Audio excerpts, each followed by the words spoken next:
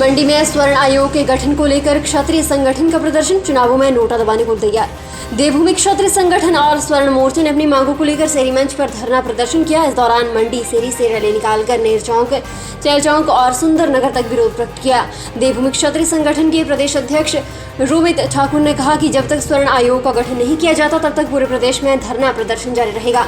उन्होंने कहा कि लोकसभा और विधानसभा उपचुनावों में भाजपा और कांग्रेस द्वारा उनकी मांगों को अनदेखा करने पर स्वर्ण समाज नोटा का बटन का प्रयोग करेगा। स्वर्ण आयोग के गठन को लेकर वे कई बार मुख्यमंत्री जयराम ठाकुर से भी मिले, लेकिन इसके बावजूद उनकी मांगों को अनदेखा किया गया। उन्होंने कहा कि संगठन पिछले कुछ सालों से आंदोलन कर सरकार से स्वर्ण आयोग की मांग कर रहा है। जोगिंदरनगर में शादी के दौरान हुई बहसबाजी मौत में बदलने के कारण रमेश कुमार के घर का इकलौता चिराग बुझ गया। मंगलवार शाम जैसे ही पोस्टमार्टम के बाद दिनेश का शव घर पहुंचा तो मां, पत्नी सहित पूरा गांव गमगीन था। सुबह जब शव दहन के लिए यात्रा निकली तो पत्नी बेहोश होती रही। दिनेश को उसके ताया के बेटे ने मुखाग्नि दी। गौरतलब है कि उपमंडल जोगिंदरनगर की ग्राम पंचायत द्राहल के गांव त्रियाम्बलू में दोस्त की शादी में गए युवकों की कुछ लोगों के साथ बहसबाजी हो गई थी, जो मौके पर शांत भी हो गए, पर बाद में हुए झगड़े में एक युवक की मौत हो गई।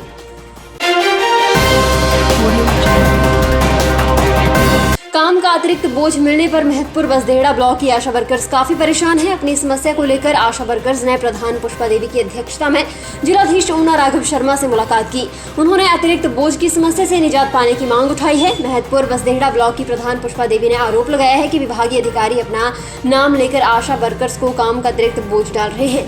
विभाग द्वारा एक काम के खत्म हुए बगैर दूसरा काम अतिशीघ्र करने का दबाव बनाया जा रहा है। अब अधिकारियों ने कोरोना के पहले और दूसरे डोज के टीका लगाने वालों की लिस्ट तैयार करने के निर्देश आशा वर्कर्स को दिए हैं, जो कि अतिरिक्त बोझ है। अच्छा होता कि ये लिस्ट साथ साथ ही तैयार करवाई जाती।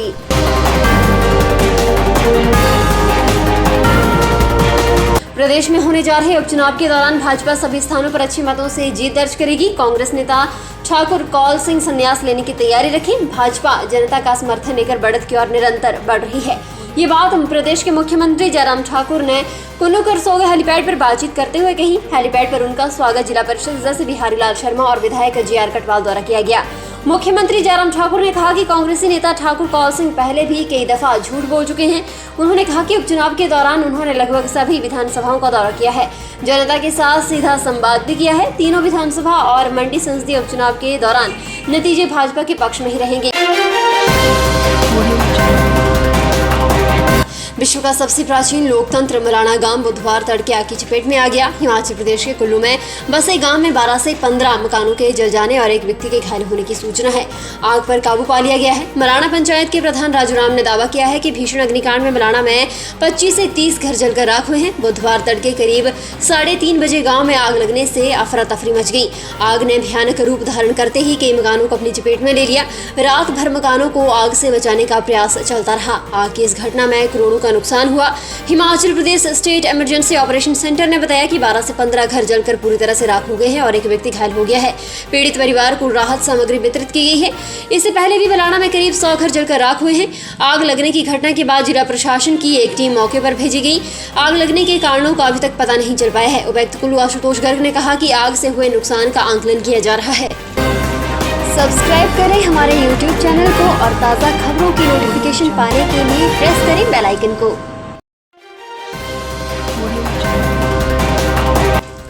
भौतिक पर्यावरण विज्ञान की सीटें भरेगा तकनीकी विश्वविद्यालय।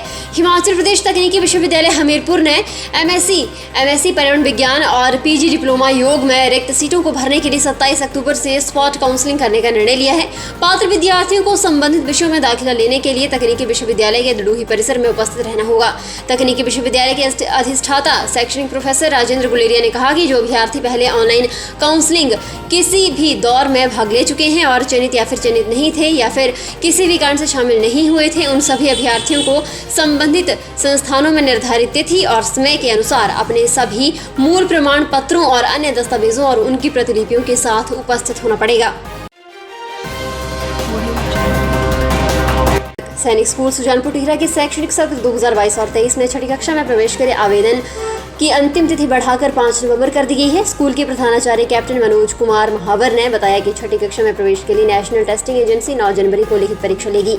उन्होंने बताया कि इस परीक्षा के लिए एनटीए की वेबसाइट aissee.nt.nic.in पर 5 नवंबर तक ऑनलाइन आवेदन किया जा सकता है। प्रधानाचार्य ने बताया कि शैक्षणिक सत्र 2022 और 23 में छठी कक्षा में लड़कों की 63 और लड़कियों की 10 सीटें भरी जाएंगी। उन्होंने बताया कि इस बार 9वीं कक्षा में कोई भी सीट खाली नहीं। आवेदन से संबंधित जानकारी के लिए एनटीए की वेबसाइट पर लॉगिन किया जा सकता है।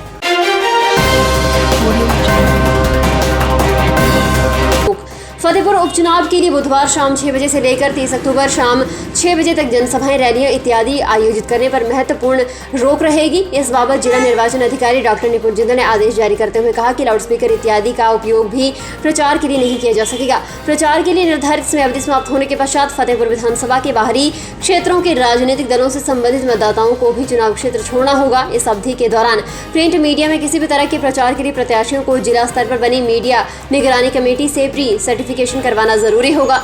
जिला निर्वाचन अधिकारी डॉक्टर निपुण जिंदल ने कहा कि निष्पक्ष और शांतिपूर्वक निर्वाचन के लिए सभी तैयारियां पूरी कर ली गई हैं। कर्मचारियों को मतदान के लिए आवश्यक प्रशिक्षण दिया जा चुका है।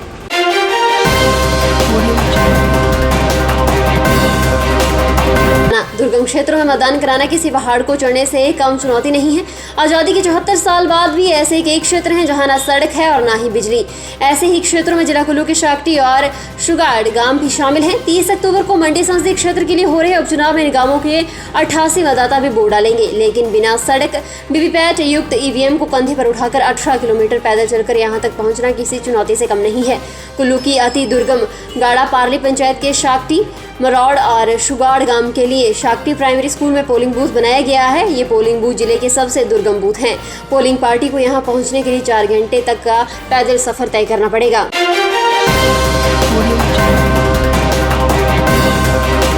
हिमाचल प्रदेश में एक बार फिर मौसम का मिजाज बिगड़ गया है। मनाली की ऊंची चोटियों सहित लाहौल में कई स्थानों पर हल्का हिमपात हुआ है। मंगलवार रात को रोहतांग में 20 सेंटीमीटर, कोकसर में 10 सेंटीमीटर, नॉर्थ पोर्टल और सिसु में 8 सेंटीमीटर, गोंधला में 6 सेंटीमीटर, दारचा में 10 सेंटीमीटर, शिंकुला में 25 सेंटीमीटर, बारालाचा में 30 सेंटीमीटर, कुंजू में 20 सेंटीमीटर, धुंधी में 5 सेंटीमीटर ताज़ा बर्फबारी हुई है। बुधवार सुबह से ही हल्के बादल छाए हैं। लाहौल स्पीति प्रशासन ने पर्यटकों की आवाजाही पर फिलहाल रोक लगा दी है। प्रशासन ने पर्यटकों को अनावश्यक यात्रा से बचने का आग्रह किया है।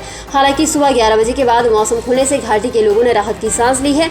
एसपी मानव वर्मा ने कहा कि घेबन मंदिर से आगे पर्यटक वाहनों को जाने की अनुमति नहीं है। बर्फ से सड़क पर फिसलन हो सकती है, इसलिए सावधानी बरतें।